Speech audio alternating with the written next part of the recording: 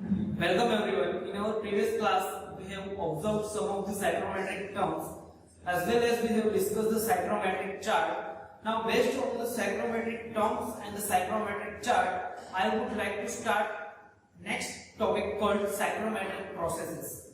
Okay. So, in our day-to-day life in air conditioning system, we are performing different psychrometric processes like sensible heating, sensible cooling, then after heating humidification, cooling dehumidification likewise. So in the psychrometric process I would like to brief you about 8 to 9 processes. So let's begin with the sensible cooling process.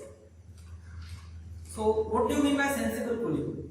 So you can say sensible cooling is the process in which we are interested in reducing the temperature of air without changing its phase. I mean to say without removing or addition of moisture. Okay, so in sensible cooling, okay, we just going to drop the temperature of air. And how to achieve sensible cooling? Because so to achieve sensible cooling, we have assembly of duct and the cooling coil. In diagram you can see we have a duct. Okay, air enter inside the duct at point 1 and pass over the cooling coil. Once it gets passed over the cooling coil, air will transfer its heat to the refrigerant which is flowing inside the cooling coil. Okay, and by means of which air is reduced its temperature at point 2. So it is all about the sensible cooling. In sensible cooling, okay, our interest is to reduce the temperature of air without changing its phase. I mean to say without addition or the removal of the moisture. So this type of process is known as sensible cooling. Now, second question, how to plot sensible cooling process on the psychrometric graph? Okay. So, as I told you that in sensible cooling, we are not adding or removing the moisture. So, from that you can say this specific humidity remain constant during the sensible cooling because of we are not adding as well as removing moisture from the air. So, from this you can say we need to plot one constant specific humidity line which shows the reduction of the temperature. So here I have plotted one line. You can observe line 1 to 2 which indicate the specific humidity remain constant while the temperature is reducing from dB1 to dB2. dB1 is the inlet temperature of air whenever it is enter inside the cooling coil, while dB2 is the temperature of air whenever it is leaving from the coil. Clear to all? So for the sensible cooling you can say dry bulb as well as wet bulb temperature, both temperature is getting reduced because of the refrigerant will absorb the heat from the air. Then after specific humidity remain constant. Then after enthalpy is also reduced because enthalpy is a strong function of the temperature, and as the temperature reduces, obviously the enthalpy is going to be reduced. Then after specific volume is also going to be decreased because of the cooling process. Okay. Then after, what about the relative humidity? Okay, think on that. You can say the relative humidity is going to be increased. Why? Because it is the ratio of PV by PS. If we reduce the temperature of air, but obviously saturation pressure is going to be decreased. That's why the value of relative humidity is going to be increased for the sensible cooling process. Okay, it is clear to all. So it is all about the sensible cooling process. Again, I would like to recapitulate the variation of the different psychrometric properties because of the execution of the cooling process. So because of the sensible cooling, dry bulb as well as wet bulb is going to be reduced. Specific humidity is remain constant. Then after enthalpy is also going to be reduced. Then after relative humidity is going to be increased. Why? Because it is the ratio of PV by PS. For a given PV, if I reduce the value of PS, but obviously the value of 5, that is relative humidity, is going to be increased. Okay, and because of the reduction of the temperature here, the PS value is also going to be decreased. That's why the relative humidity is going to be improved. Okay, clear to all. So it is all about the sensible cooling process. Now, if someone want to identify the amount of heat that is removed from the air, okay, because of the sensible cooling, then you can say it is nothing but the enthalpy difference across the cooling coil for air. Okay, so for air you can say here the enthalpy difference is nothing but the H1 minus H2. So H1 minus H2 will give us the heat removal rate from the air. Okay, and again if you want to change the equation and if you want to write the enthalpy in form of the temperature, then we know that the enthalpy is nothing but Cp multiplied by delta T. So the specific heat of the moist air multiplied by temperature difference, that is TD1 minus TD2, will give us the heat removal rate from the air.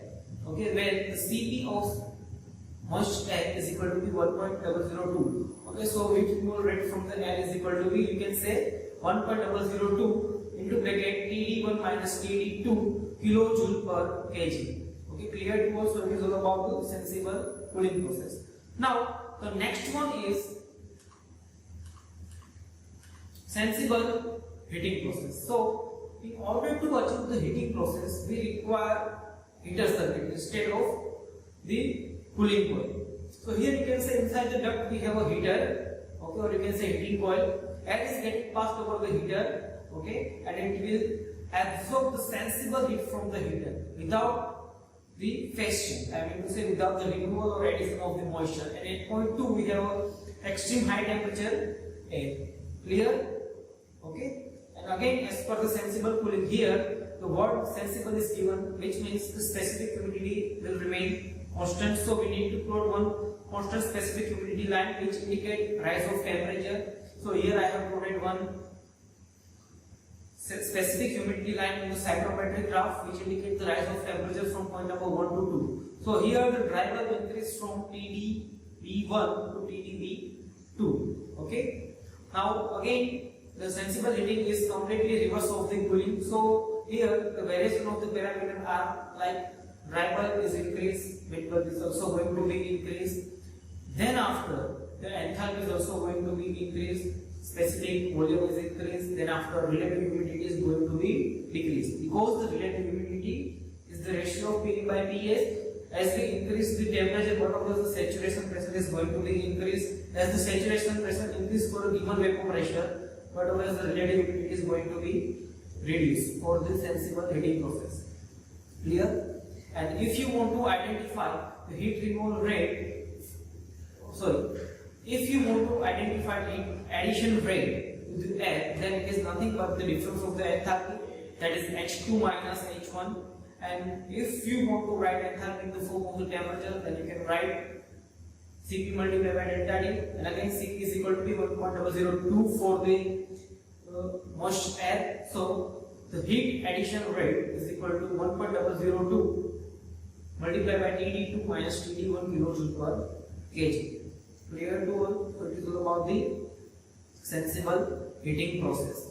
Now next one is bypass factor. So what do you mean by bypass factor? For example, to understand the bypass factor, consider we have a layout of duct with us having the cooling coil.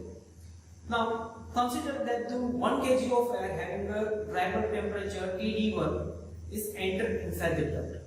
Out of the 1 kg, let's say the x kg of air does not come into the contact with the cooling coil and directly bypass, okay, through the upper part, which you can observe in diagram.